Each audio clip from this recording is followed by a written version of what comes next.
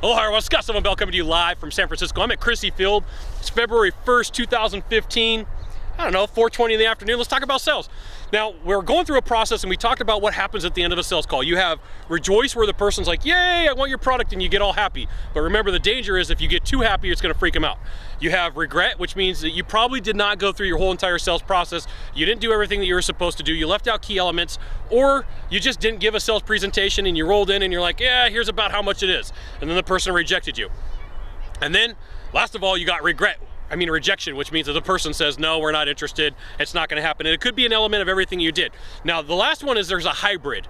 Now, there's rejection, and then there's regret. So let's just say that you've gone through the sales process to sell your widget, your gizmo, your product, your service, whatever you got to offer, and you pushed really hard.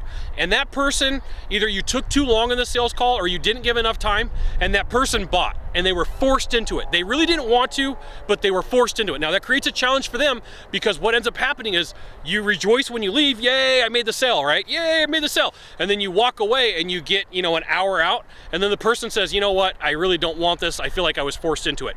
So you got rejoice where you did good, and then you got rejection where it's like, oh, what happened? Well, the chances are great if you're getting a rejection, something went bad at the end of the sales call. Something went bad. So they gave you an objection and you kind of halfway got over it, and you forced them into doing paperwork with you, or you forced them into buying, and it's not something that they wanted to do. So you have the hybrid of the challenge here is you've got regret on their part, you got rejoice on yours, and then you're gonna, like when you talk to that person, sometimes that person's gonna call back and say, you know what, I don't want it, or they're gonna bring it back to the store, or however they're gonna do it, but they're not gonna wanna talk to you. They're gonna wanna talk to anybody but you at that point, because they're scared that you're gonna guilt them. Now, guilt is a powerful emotion. My grandmother invented it in 1921. She's really good at it. And so here's the thing you have to realize. If you're using guilt in a sales call, you're not gonna sell. So if you're saying, oh, my little kids need shoes, or little Becky needs braces, or whatever, fill in the blank, it's gonna create some challenges for you, because that person's gonna be upset that they bought, and then it's not gonna be good. So take this for what it is, because you can have rejoice because you've sold the job, yay, but you can also have regret because you've taken all of that and you've done too much and you've forced to sell at the end to make it happen. Now, sometimes it's gonna stick, but sometimes that person's gonna call back and say, I don't want it. They're gonna complain, they're gonna create some issues, they're gonna create some challenges, and it's not gonna be good for you.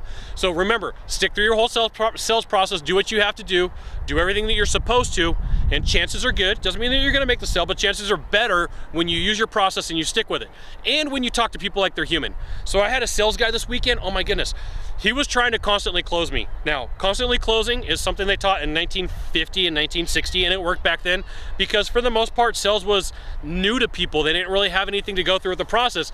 And I don't know, it's been 60, 70 years, and people have seen it all before. So if you're using a lot of that processes, you're gonna create some challenges for yourself, especially if you get towards the end and you're using a lot of regret, or you're using a lot of that pushing. It's gonna be some problems for you. Now, if you could do a small favor for me in the box down below, leave a comment, question, or story, that'd be fantastic. To the right or to the left, there's a subscribe button. Subscribe. And then send it out to all your friends via StumbleUpon, Facebook, Twitter, Google+, Scott Sylvan Bell. Only Scott Bell, Sylvan. I'll see you soon. Thanks for watching. Aloha.